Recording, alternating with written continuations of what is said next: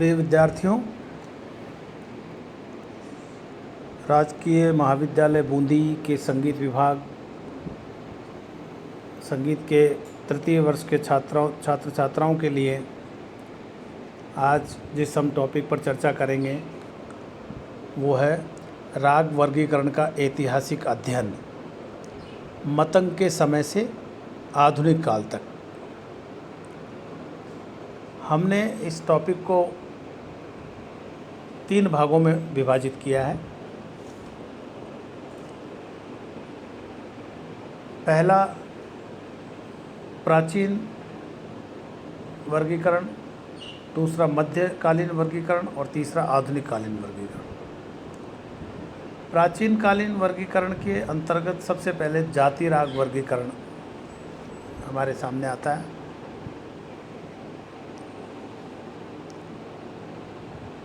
हालांकि मुख्य वर्गीकरण की, अन्य राग वर्गीकरण की या जाति राग वर्गीकरण की और भी अनेक पद्धतियां रही है, लेकिन सबसे पहले जाति राग वर्गीकरण आया, क्योंकि प्राचीन काल में जाति ही गाई जाती है और आज जिसको हम राग कहते हैं वो ही प्राचीन कालीन जाति है, या जिसको प्राचीन काल में जाति कहते थे उसका नाम आज राग है।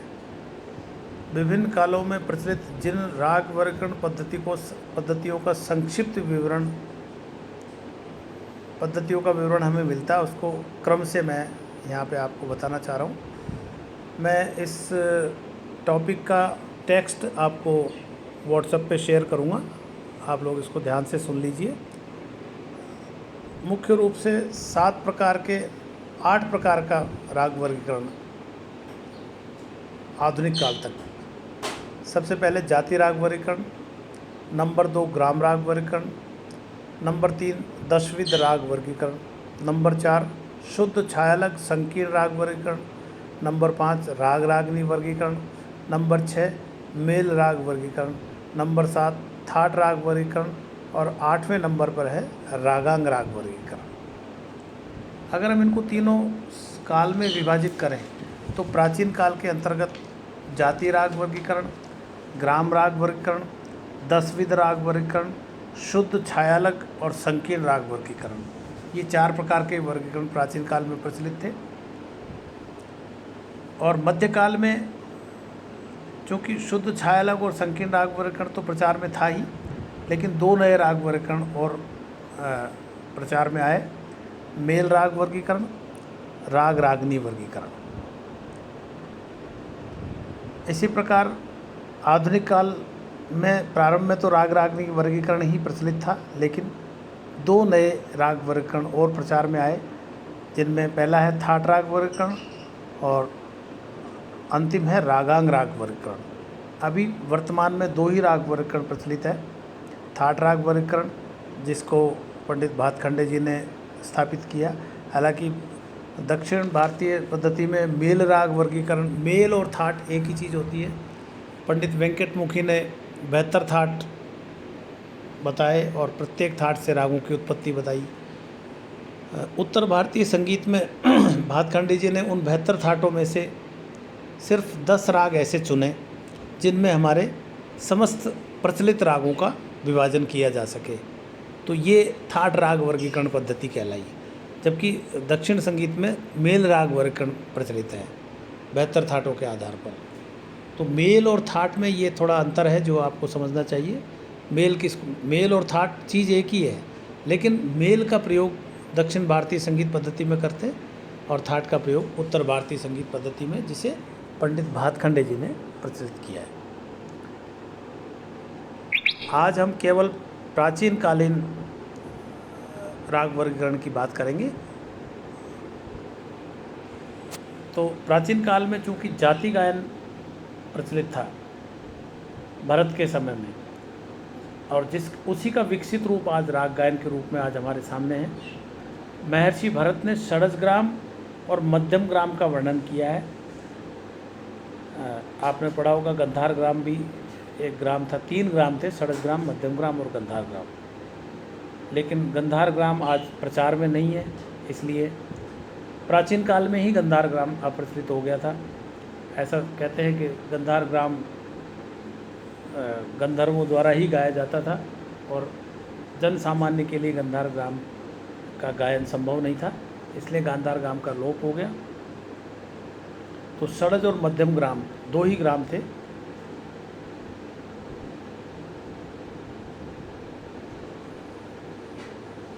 इसका आचार्य भरत के समय में 18 जातियाँ प्रचलित थी, यानी कि जातियाँ 18 प्रकार की थी और इन समस्त जातियों का विभाजन 2 ग्रामों के अंतर्गत किया, क्योंकि ग्राम 2 ही थे। तो कुछ षडज ग्रामिक तथा कुछ मध्यम ग्रामिक जातियाँ कहलाई। आपको पता ही है कि षडज ग्राम और मध्यम ग्राम में क्या अंतर है। 2 या अधिक जातियों के संकर से संकीर्ण या मिश्र जातियों की उत्पत्ति मानी गई है। ऐसी अवस्था में जातियों में पंचम लोप पे स्वर रहे तो षडज ग्रामिक मानी जाएगी, क्योंकि मध्यम ग्राम में पंचम अविलोप ही होता है। यदि धेवत लोप स्वर हो तो वह मध्यम ग्रामिक मानी जाएगी, क्योंकि षडज ग्राम में धेवत का लोप विहित नहीं है। इस प्रकार 2 ग्रामों के अंतर्गत समस्त जातियों को रखा गया है। जाति गायन के लिए 10 लक्षण भी निर्धारित किए गए थे। अंश ग्रह तार मंत्र न्यास अपन्यास अल्पत्व बहुत्व साड़व औड़विद, इन 10 लक्षणों के आधार पर ही जाति गायन किया जाता था। यदि समानता की दृष्टि से जाति वर्गीकरण व रागांग राग वर्गीकरण की ओर दृष्टिपात किया जाए तो प्राचीन काल में प्रचलित जाति वर्गीकरण के लक्षणों को देखकर कहा जा सकता है कि जातियों में किसी भी शुद्ध जाति को आधार मानकर जब उसके लक्षणों में परिवर्तन किया जाता है तो विकृत जातियों की उत्पत्ति की गई। षडज ग्रामिक जातियों में षडज ग्राम का आधार लिया गया तथा मध्यम ग्रामिक जातियों में मध्यम ग्राम का। ठीक ऐसी ही कुछ व्यवस्था रागांग राग वर्गीकरण की है, जिसके बारे में हम आपको बाद में चर्चा करेंगे। मैं आपको बता दूं, जो 2 प्रकार के ग्रामों में जाति राग वर्गीकरण बताया गया है, उसमें षडज ग्राम की 7 जातियाँ और मध्यम ग्राम की 11 जातियाँ। जातियों के 2 प्रकार बताए, शुद्ध और विकृत। षडज ग्राम में शाड़जी, आर्षभी, धैवती और नैषादी, और मध्यम ग्राम में गंधारी, मध्यमा और पंचमी, ये 7 शुद्ध जातियाँ हैं जिनके नाम भी स्वरों के आधार पर ही है। और विकृत जातियाँ 11 बताई है, जो कि षडज ग्राम और मध्यम ग्राम के मिश्रण से बनी है, वो विकृत जातियाँ कहलाई है। इसमें षडज केशिकी, षडजोदिच्चवा, षडज मध्यमा, गांधारोदिच्चवा, मध्यमोदिच्चवा, रक्त गंधारी, आंध्री, नंदयंती, गांधार पंचमी, कारमारवी, केशिकी, ये 11 विकृत जातियाँ थी। इस प्रकार ये जातियों का जाति राग वर्गीकरण को हमने समझा। जाति राग वर्गीकरण के पश्चात ग्राम राग वर्गीकरण प्रचार में आया। ग्राम राग वर्गीकरण प्रणाली भारतीय संगीत की प्राचीन परंपरा से जुड़ी हुई है। शुद्ध जातियों के लक्षणों में परिवर्तन करने से जातियों के अनेक भेद बनते थे। जातियों के इन्हीं परिवर्तित रूपों से ग्राम रागों की उत्पत्ति हुई है। ग्राम रागों की कुल संख्या 30 मानी गई है। 7 प्रमुख शुद्ध ग्राम रागों को 2 ग्रामों का आधार प्राप्त है, शुद्ध षडज, शुद्ध साधारित व शुद्ध केशिक मध्यम राग, जो कि षडज ग्रामिक है। इसके अलावा शुद्ध मध्यम, शुद्ध पंचम, शुद्ध केशिक व शुद्ध साड़व रागों को मध्यम ग्रामिक कहा गया है। महर्षि भरत ने 7 ग्राम राग गिनाए हैं व उनके प्रयोग के अवसर भी बताए और इन्हीं प्रयोग से जाति रागों का जन्म भी बताया, परंतु राग का लक्षण नहीं किया है, क्योंकि उस समय राग नाम की कोई चीज़, राग गायन नाम की कोई चीज़ थी नहीं। ऐसे ग्राम रागों को अन्य रागों का जनक भी माना गया। जिस प्रकार से हम ठाटों से रागों की उत्पत्ति बताते हैं, उसी प्रकार ग्राम रागों से भी अन्य राग उत्पन्न हुए। मतंग ने यास्तिक के मत से ग्राम रागों को भाषा रागों का जनक माना है। ग्राम रागों से भाषा, भाषा से विभाषा तथा विभाषा से अंतर्भाषा रागों का जन्म हुआ। अतः स्पष्ट है कि ग्राम राग जातियों के पश्चात राग का प्रथम प्रकार थे व जातियों से इनका निकटतम संबंध रहा। 7 प्रमुख रागों को विभिन्न गीतियों, 5 गीतियाँ थी, शुद्धा, भिन्ना, गौड़ी, बेसरा, साधारणी, भाषा और विभाषा के अनुसार गाए जाने पर कुल इनकी संख्या 30 हो जाती है।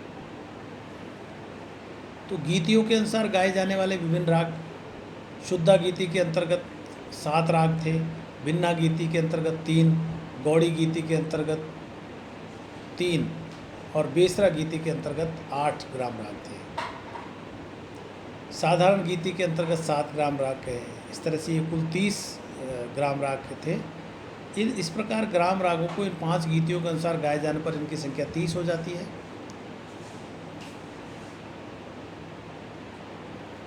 इसके पश्चात पंडित शारंगदेव कृत दशविध राग वर्गीकरण प्रचार में आया। भरत के बाद पंडित शारंगदेव का ग्रंथ प्रचार में था, उसी को आधार मान करके संगीत रत्नाकर के आधार पर पंडित शारंगदेव ने अपने समय में प्रचलित सभी रागों का विभाजन 10 भागों में किया। ग्राम राग, राग, उपराग, भाषा, विभाषा, अंतर्भाषा, रागांग, भाषांग, क्रियांग व उपांग। इनमें से प्रथम 6 को मार्गी संगीत व अंतिम 4 को देशी संगीत के अंतर्गत माना। ग्राम राग, उपराग और राग 5 गीतियों के अंतर्गत कुल 30 ग्राम राग हैं। इनकी उत्पत्ति जातियों से हुई है। इनके अतिरिक्त 8 उपरागों की चर्चा की है, वह इनकी उत्पत्ति भी जातियों से मानी है। ग्राम रागों व उपरागों की भांति रागों की उत्पत्ति भी जातियों से मानी गई है और रागों की संख्या 20 मानी गई है। यानी कि ग्राम राग, उपराग और राग 30, 8 और 20।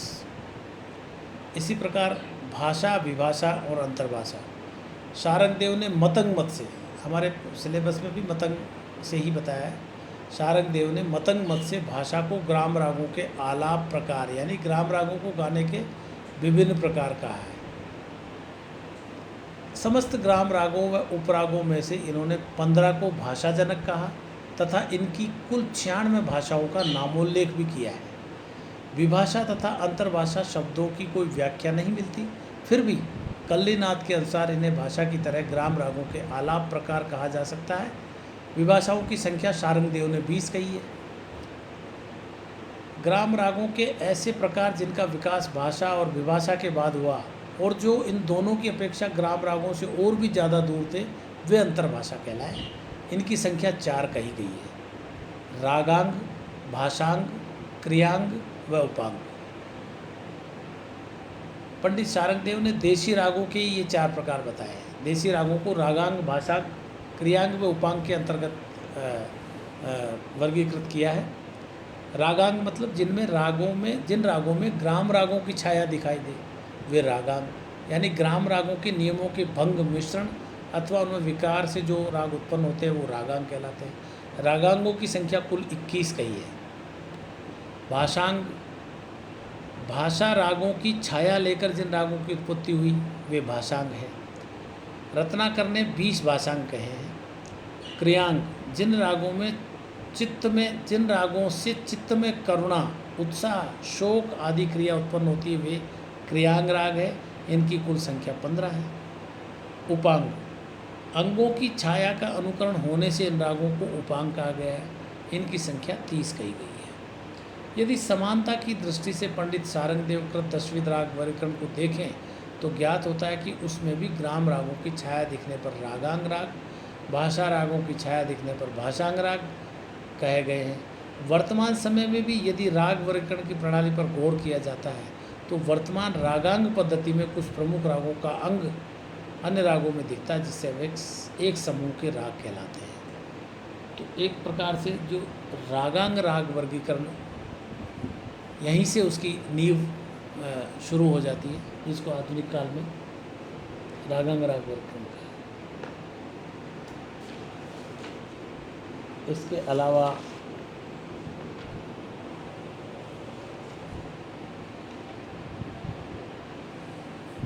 ये आपका जो प्राचीन काल में एक और वर्गीकरण प्रचलित रहा है, जो शुद्ध, छायालग और संकीर्ण राग वर्गीकरण है। राग वर्गीकरण की ये पद्धति प्राचीन काल, मध्यकाल तथा आधुनिक काल में समान रूप से प्रचार में रही है। इस वर्गीकरण पद्धति का अध्ययन करने से ज्ञात होता है कि जिन रागों में शास्त्रोक्त नियमों का पालन होता है उन्हें शुद्ध, और जिन रागों में शुद्ध रागों की छाया दिखाई दे वे छायालग, तथा जो राग शुद्ध व छायालग के मिश्रण से बने उन्हें संकीर्ण राग कहा गया है। इस प्रकार शुद्ध आदि वर्गीकरण करते हुए विद्वानों ने समस्त रागों को 3 वर्गों में विभाजित किया। उन्हें शुद्ध, छायालग व संकीर्ण की श्रेणी में रखा गया। शुद्ध, छायालग, संकीर्ण वर्गीकरण पद्धति प्रत्येक काल में एक सिद्धांत रूप में मान रही है, प्राचीन में भी, मध्य में भी और आधुनिक काल में भी। इसे वर्गीकरण की स्वतंत्र प्रणाली के रूप में अपनाया नहीं गया, लेकिन और यह वर्गीकरण अन्य प्रक्रिया, अन्य प्रणालियों से भिन्न भी पाया गया। इस तरह से ये आज हमने प्राचीन काल में जो राग वर्गीकरण की पद्धतियाँ थी उनके बारे में आपसे चर्चा की। मैं ये सारा मैटर आपको व्हाट्सएप पे शेयर कर रहा हूँ। इसका PDF आप लोग इसको पूरी तरह से पढ़ें ध्यान से। इसके अलावा संक्षेप में मैं कुछ मैंने अपने नोट्स बनाए हैं, चार्ट्स बनाए हैं, वो भी आपको मैं इस पे व्हाट्सएप पे डालूँगा। तो आप सब लोग इस टॉपिक को पढ़ें। अगर कोई प्रश्न आपके दिमाग में हो तो जब हमारा अभी मध्यकाल और आधुनिक काल का जब राग वर्गीकरण पूरा होगा उसके बाद में हम आपसे प्रश्न भी आमंत्रित करेंगे। धन्यवाद।